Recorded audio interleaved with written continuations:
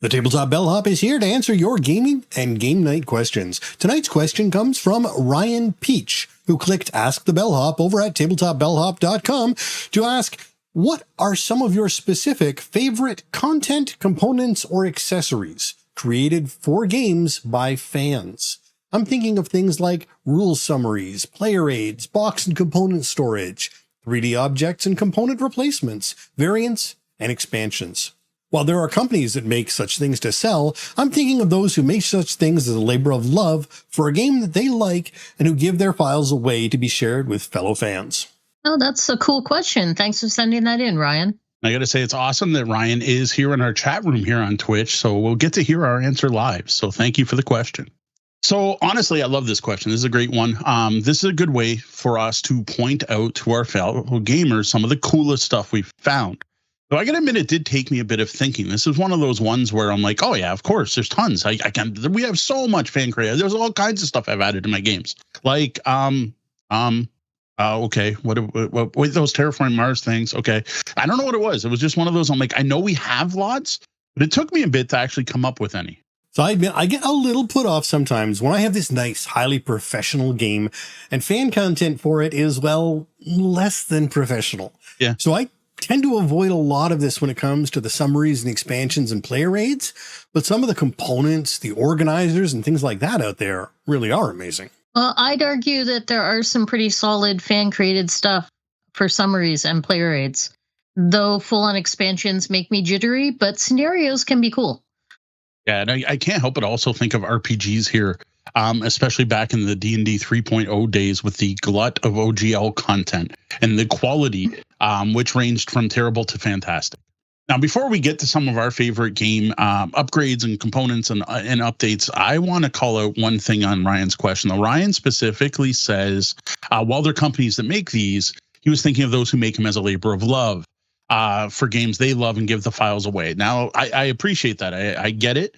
And I understand looking for things created from they love. But I personally want to broaden the scope here. Because honestly, I think we want to talk about all upgrades and content, free or not. Yes, a list of free stuff you can get is cool. But for this one, I think the big companies, like the box insert companies nowadays, honestly, are fans that are making things for fans.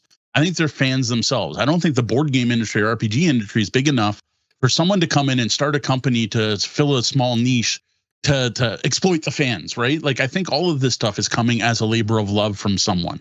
And as well, people should just be paid for their work. So whether or not you're doing something as a labor of love, to reach a certain level of quality and to make it actually a valuable addition has taken someone work and effort. And whether you're paying them in cold hard cash, Geek Gold on Board Game Geek, or, resharing their content because you love it, content creators deserve to get paid.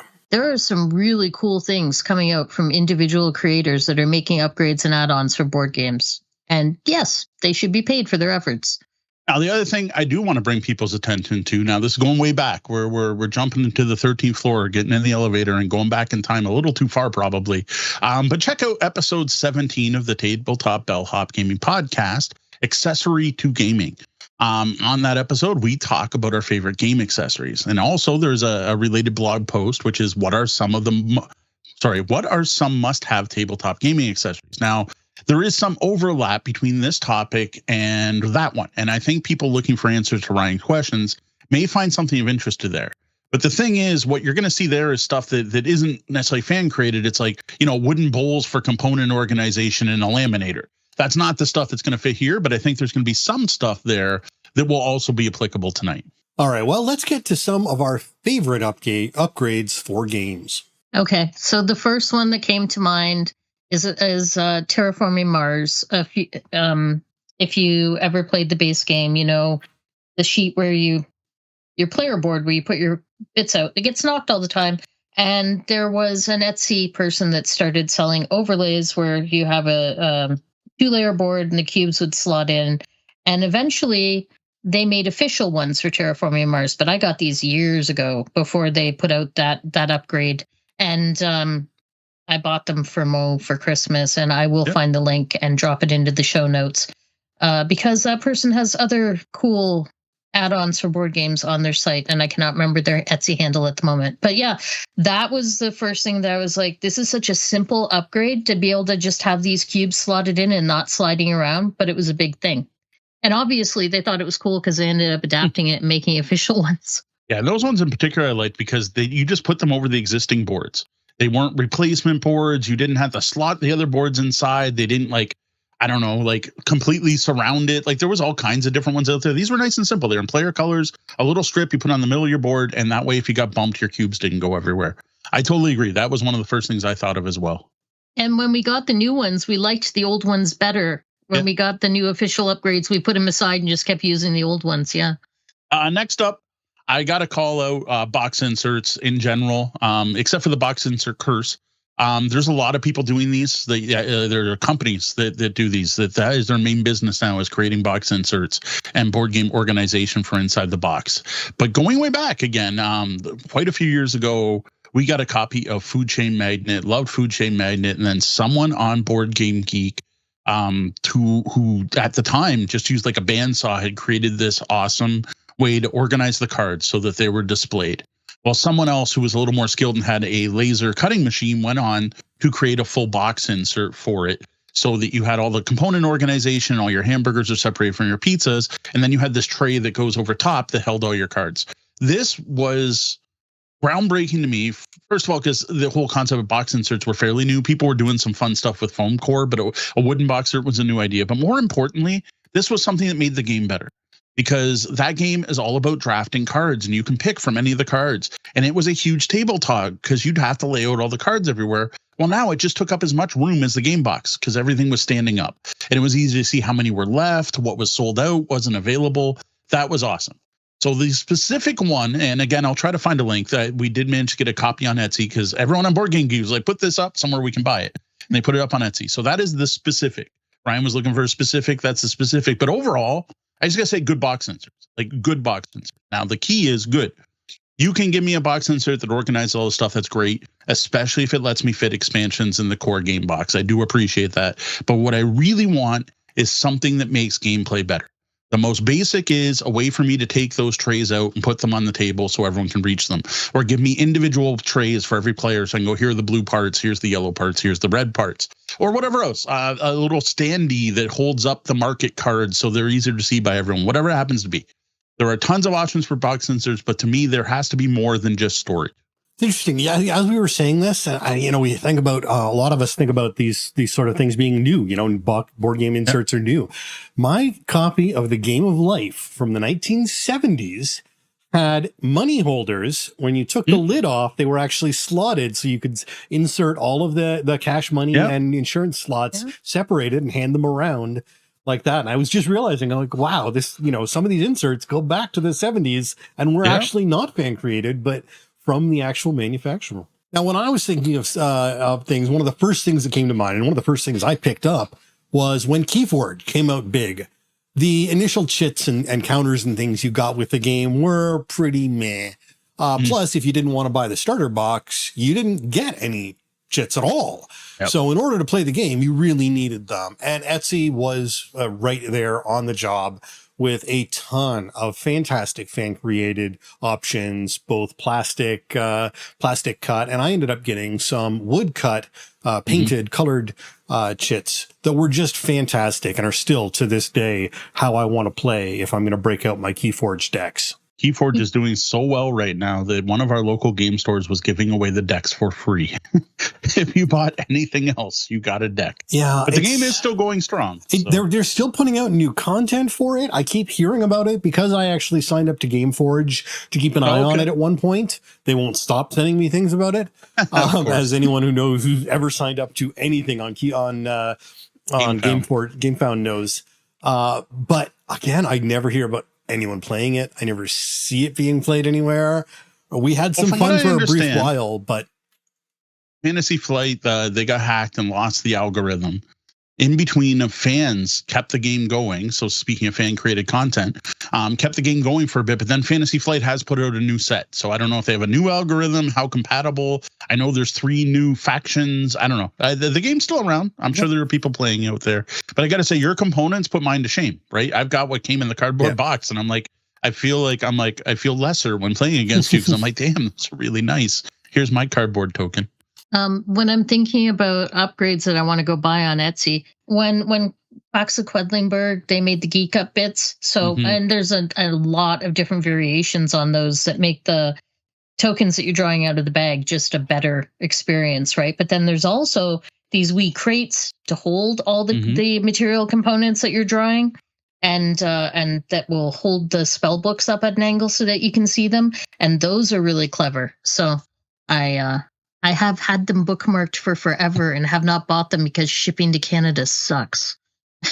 Yeah, but we'll just call it the Board Game Geek store in general. Like we talked about Etsy quite a bit, it has a lot of awesome stuff that, again, was originally created by fans and it's being sold through Board Game Geek. There were some really nice upgrades in the Board Game Geek store. And I've got to say, the Quacks of Quedlinburg ones are fantastic. Like, yes, they cost more than the game, which seems a little ridiculous, but like until you played, if you play Quacks a lot, you're going to want them. And yes, I want some form of organizing those in trays that hold up your recipes. So there's a few different companies out there, and I thought they were awesome looking. It's one of those, you put it away in the box, but it also gets it out to the table quicker and in a better state, right? So that's a win-win. Yep. When I'm thinking about setup aids, one of the first things that comes to mind is the Esoteric Order of Gamers.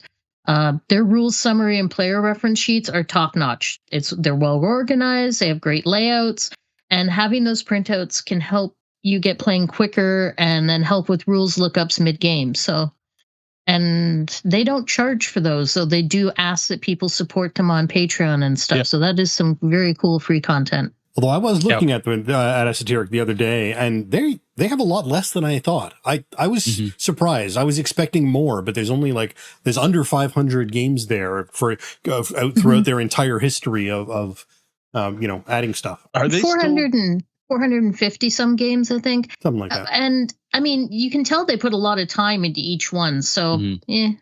Now, are they still putting out stuff? Is there stuff for new games, or is that part of the problem? Is they're the site's still up and you can still get the stuff? Yeah, I'm not 100% sure. I'd have to trying to reference which is new game, which isn't, is tough. Oh, and Eggman Jr. says yes, they are. All right, so correction, Keyforge is not back with Fantasy Flight. It's someone else who has put out a new version. It is all supposed to be compatible, though, I believe. Yeah, Ghost Galaxy has taken it over. It's weird because I got a newsletter from Fantasy Flight about the new set, which is what confused me. But yes, there are two sets since the game was stopped by Fantasy Flight. Two sets have been related by Ghost Galaxy. Eggman Jr. is saying that Esoteric Order of Gamer only does games that appeal to him, which fair. So he just does the games he likes. Yep. Yeah. There you go. For a perfect example of fan created content for games they love. All right, next one I'm going to bring out kind of goes with the Geek Up bits, but again, this is going back in time quite a bit to when D&D 4th edition came out. I was looking for a way to track all of the status effects in 4th edition D&D, and eventually there ended up being Wizards of the Coast official versions of all these things. But at the time when the system first came out, everyone was trying to come up with ideas to track things, like if you're bloodied, if you have a mark, the area effect spells that stayed in play, and all of that stuff.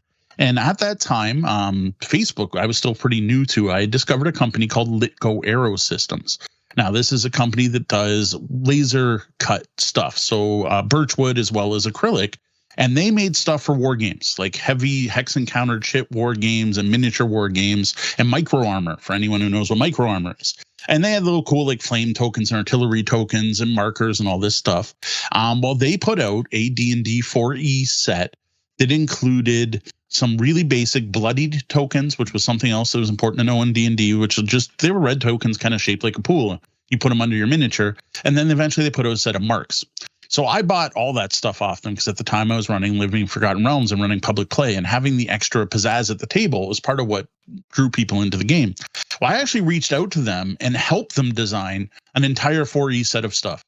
So I came up with different types of marks. I gave them a list of all the various status tokens in D&D, and they picked a different color from each one. And then we worked together to do what we called corner markers, which were just little L-shaped things you would put in the corner of your grid to show what it was. So I actually worked with Litgo Aero Systems to come up with D&D 4E markers. And well, from there, it just exploded, right? Like now you can still, people made magnetic things that stacked onto your characters and special poker chips. And like there were all kinds of different versions out there. And I noticed now that 5e's out, it tends to be rings with words on them and that you put around your miniatures instead of under their bases. But that was so useful for what was a rather complicated tactical combat system with lots of things to track. I remember I actually had a thing I taped on the back of my DM screen that was what each color meant. So, like confused was yellow and paralyzed was purple. So people could easily tell what was going on. And that just made the game flow so much better. There was no questions, right? Who's bloodied? Is he bloodied yet? Who's marked? Am I still marked?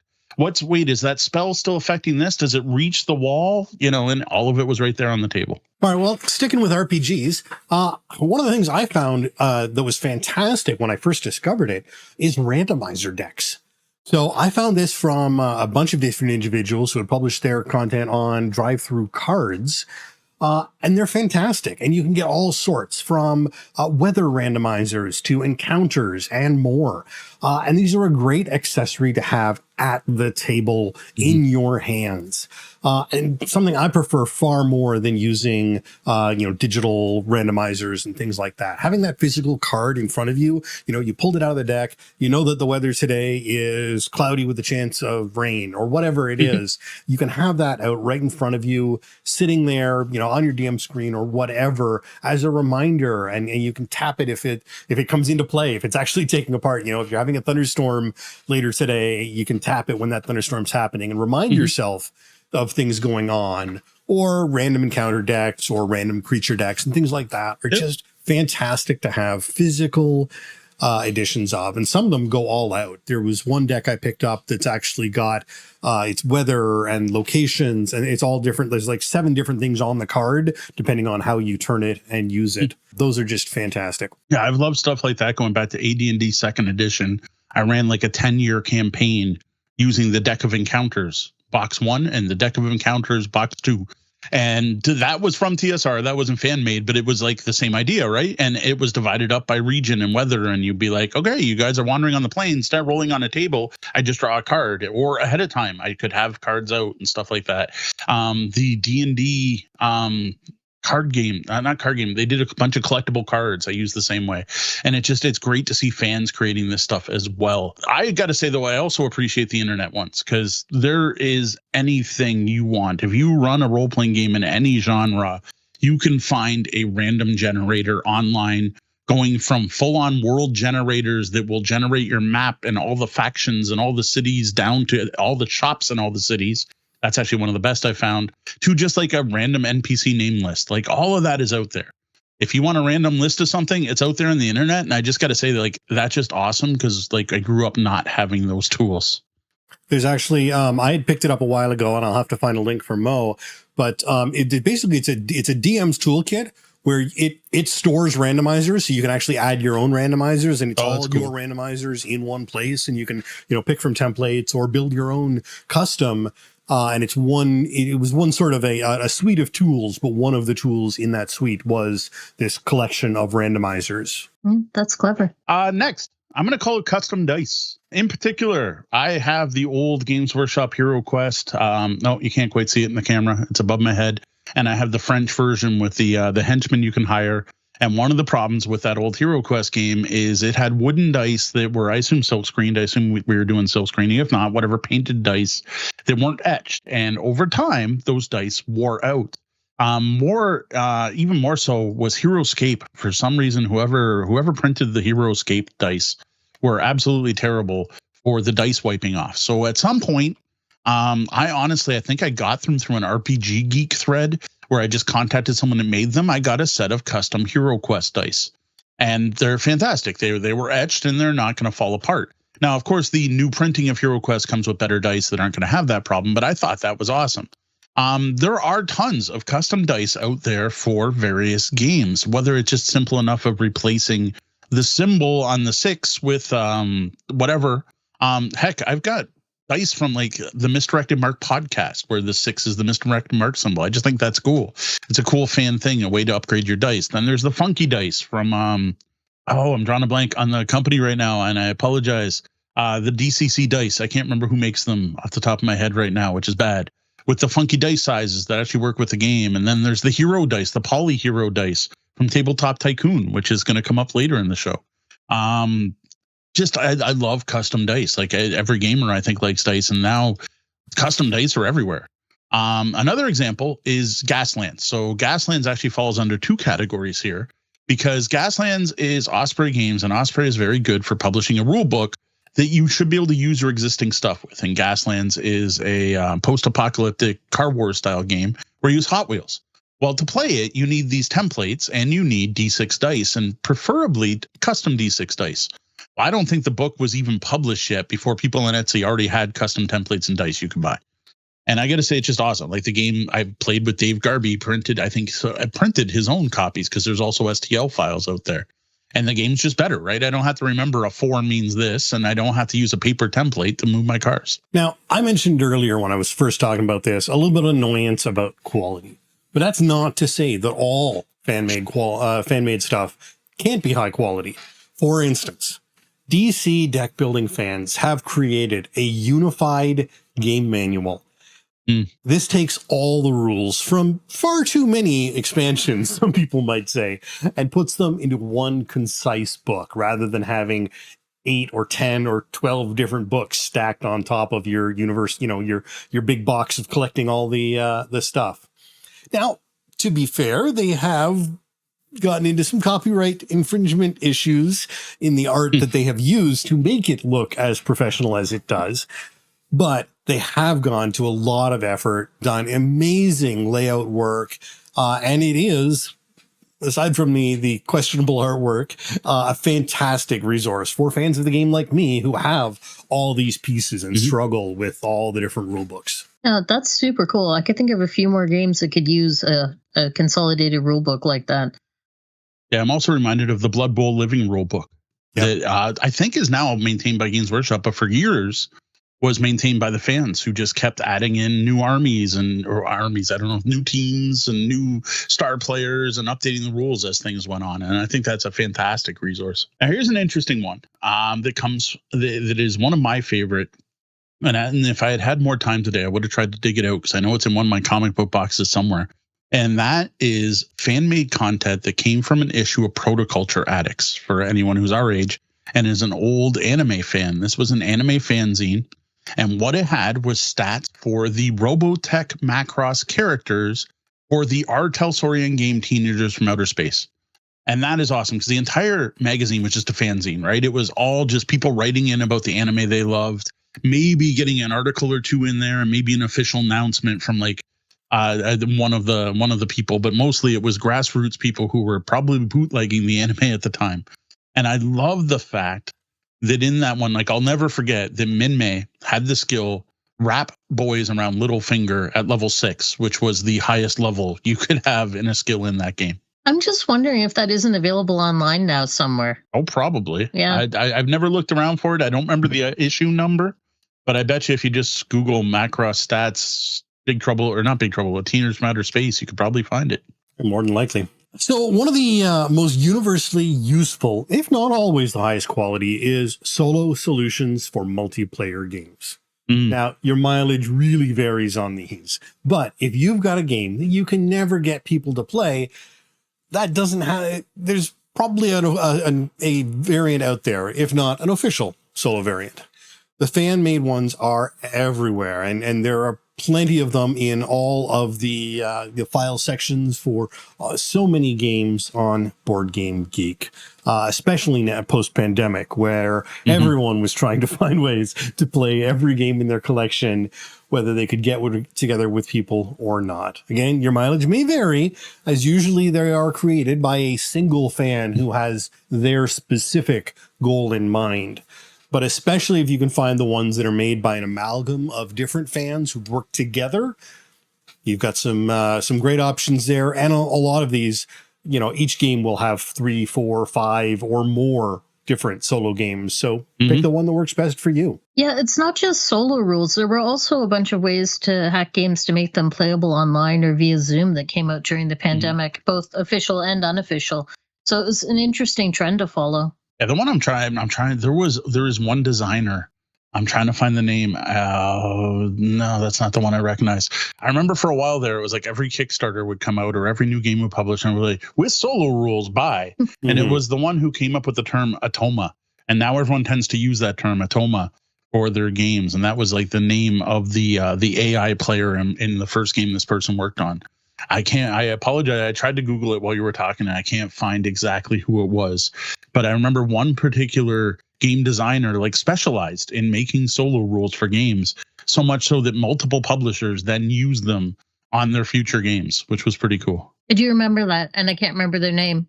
Yeah, like a quick Google failed me here, so I wasn't able to find it. Tusi? Well, I'll have to figure out later if that's actually who you're talking about.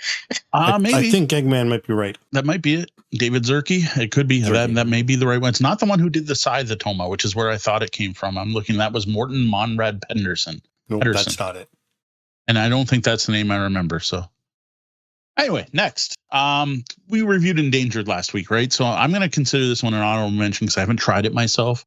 But while doing some research for the episode and noting online that there is a ton of fan-created content. Now, a ton doesn't mean 50, 60 different animals, but there's a surprising amount for what's fairly new game that's fairly niche that is still kind of a hidden gem, and we hope to change that. Go play Endangered. It's awesome. Fantastic cooperative game. These include the ones I was able to find quickly were the River Pearl Mussel, which I've got to say, you've got to be a fan to create a scenario about an endangered species of mussels. Whales, which just makes sense, right? I personally want to play that one wearing Star Trek cosplay. Scenario cards for species in the first expansion. So I guess the expansion box doesn't actually have like the foldable species cards that come in the base game. So someone made some. I just think it's really cool. And it's just an example of one of many, many games that have this kind of thing, but just the number of fan created stuff for Endangered and other games like it. Another one that comes up, and again, this came to me related to that DC deck building game, but card lists. These can be a lifesaver if you're rearranging a game or pulling out or sorting certain expansions. It's something that every publisher should be producing, and some do, but others don't. And that's where the fans come in and rescue you from tearing your hair out, trying to check every little card for some little symbol somewhere on it that mentions that it may or may not be part of this or that expansion. Oh, heck yes. Trying to sort an expansion out from a game can be hell. And a good component list can be a lifesaver. Like those card lists or the component lists that people bother to put together and put up on Board Game Geek and stuff, those are super helpful. Yeah, not only just for pulling out expansions, just like if I'm trying to sell a bunch of my games to know they're complete, or if I go to buy a game, like there's just lots of reasons. There should be a full component list. Honestly, this one's to me unforgivable from the publishers. I'm going to toss one on there that I feel is just as important, and that is a setup sheet. No one does this, but thank you, fans, because lots of fans out there have done 1-page or 2-page setup sheets for board games. That is something else I still don't understand why more publishers don't include. Like, it can't cost that much more to put one extra sheet of paper in there. Give me a sheet that tells me how to set up the game quickly, so when I bring it to Walkerville Brewery, for one, people can take the game to the table themselves and get it set up because it's nice and simple. And for two, I can get it set up nice and simple. Next one I've got is digital map making tools. There are enough of these out there. This is more of a TTRPG thing, but you can also use them for some board games, definitely for war games and miniature games. We did an entire episode on this. And I've got an episode on the blog also. So these are just fantastic. Like, they range from professional tools that mappers use, like that work for companies that Paizo and Wizards of the Coast use, stuff like Campaign Cartographer, to really simple drag and drop tools. And there was one that just basically gave you a gray thing and you used your mouse to draw the maze. Like, that was it.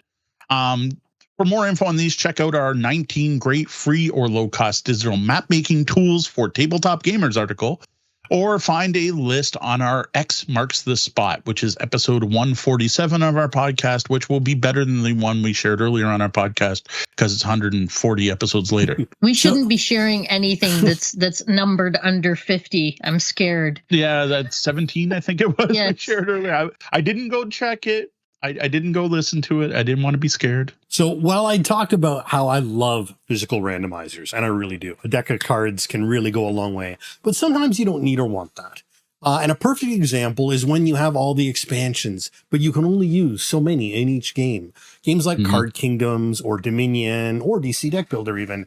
In these cases, the physical randomizers are often more trouble than they're worth. So fans have created actual apps, and not like computer apps, but phone apps for Android especially, because you still can't cross-load much onto Apple. But where you can, with a simple tap, get the list of cards that you're going to put out on the table all ready to go without having to worry about shuffling a deck and drawing random things and deciding, oh, I don't actually like that expansion. So you can just set it in your app and hit the button. You're good to go. Another digital tool I like, or physical, actually goes both ways, is custom score sheets. Originally I would donate Geek Gold to whoever created these on Board Game Geek, because they can be very useful. Many games don't come with score pads but they should. The Terraforming Mars was one of the big ones where there are so many different things you're scoring in that game. And I get it. You could just slowly move your token up the track, but it's so much easier to use them. Now, I used to print these off and I'd put them in my game boxes, especially if we're going to host a public play event or run like a Board Game Blitz tournament, especially the tournament, because we want everyone to make sure they get their scores right. Now, hats off to the people creating them. But now what I find even better is the Board Game Stats app has a built-in score sheet for every game. Now, there's a generic one where it just lists 3 lines, so you can break up 3 things, and every game has that, which is nice. But hats off and thanks to everyone who is making official full score sheets on the Board Game app. This is now my preferred way to add up points at the end of the game. And I'll leave the ones that came in the game in the box, because these often are better. Oh, I still like Dead Trees, and I appreciate printable custom score sheets. Next, I'm just going to call out, since I just mentioned the Board Game Stats app. Sean got it way before I did. It took me a few years before I actually picked it up, but I got to say hats off to the Board Game Stats app.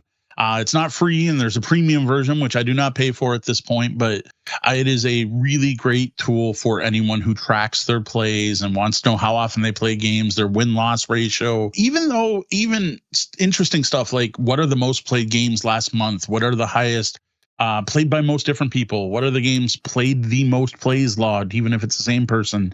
Looking at what you played the last month. There's just all kinds of cool stuff in there. Plus score sheets, which the score sheet thing amused me because Sean had the app for a long time without realizing they were even in there. So, and I'm sure there's features I don't know are in there. Yeah, it's a fantastic app. I've been singing its praises for quite some time, even without apparently knowing all of its functions. And I'm happy to pay for it because, the benefits we get out of it are great. So I started pretty early on giving them money just because they absolutely earned it. And it's not a subscriction service. You just buy the app and you've got it. I think the premium might be. Well, you can get, there's if you want cloud services, you got to pay extra. Is that what I knew that they advertise now and then asking me for more money, and I'm like, I've never felt the need for it. All right, speaking of apps, I'm going to call out one that I have no idea if it actually fits Ryan's question, because I don't even know if the person who played it has ever played a board game in their life. But Schwazi, CWAZI. This is an app for choosing teams and choosing people to go first. I don't even know why it was originally developed, but this is the best start player you'll ever find. It's objective. Everyone puts their finger on the phone and it picks. There's even more tools. Like, I don't know how many people deep dive this, but you can set up teams at a time. You can have it pick which player color you play. It is great for making random choices at the start of a game. All right. And I'm going to put in an honorable mention here because this is a game I've never actually played, but I think it sort of goes to the core of Ryan's question. And it even got a little mention earlier on in the chat room, and that is Android Netrunner.